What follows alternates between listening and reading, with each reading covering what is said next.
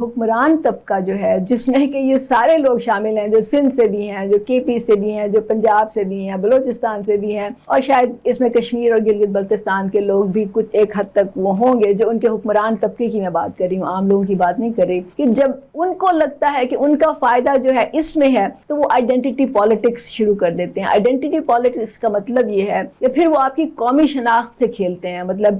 سندھ میں جو party upper hand ہے جس کا، وہ چاہتی ہے کہ سندھی بس ہمارے ہی کنٹرول میں رہیں، یا کسی اور پارٹی کی بات ہی نہ سنی جائے، کسی اور پارٹی کو جگہ ہی نہ ملے اپنی بات کرنے کی یا اپنا ایجنڈا لوگوں کے سامنے رکھنے کی۔ وہ پھر یہ ڈیوائیڈ پیدا کرتے ہیں تاکہ سندھی جو ہیں وہ سندھی شناخت میں اتنا کھو جائیں کہ وہ اپنے مسئلے ہی بھول جائیں، ان کو یہ بھول جائیں کہ ان کے ہاں غربت کتنی ہے، بھول جائیں کہ وہاں پہ تعلیم کا کتنا برا حال ہے، وہ بھول جائیں کہ وہاں کا انفراسٹرکچر کیا ہے۔ اسی طرح میں خیبر پختونخوا کی بھی بات کروں گی، وہاں پہ بھی جو حکمران طبقہ ہے اس کی بھی یہ ہر جگہ ہوتا ہے، اور یہ مختلف پارٹیاں مختلف رولز میں آ کے کرتی ہیں۔ انہوں نے نواز شریف نے بھی ایک نعرہ لگایا تھا، جاگ پنجابی جاگ، تو موقع محل کی نسبت سے یہ سب جو ہیں آئیڈینٹی پالیٹکس کو یوز کرتے ہیں۔ یہ میں نیشنل لیول کی بات کر رہی ہوں۔ چھوٹے لیول پہ آپ کو معلوم ہے کہ ذات برادری جو ہے یہ استعمال کی جاتی ہے، قومیں استعمال کی جاتی ہیں۔ جب تک یہ پاکستان میں ہوتا رہے گا، جب تک سیاست اس آئیڈینٹی پالیٹکس پہ ہوتی رہے گی،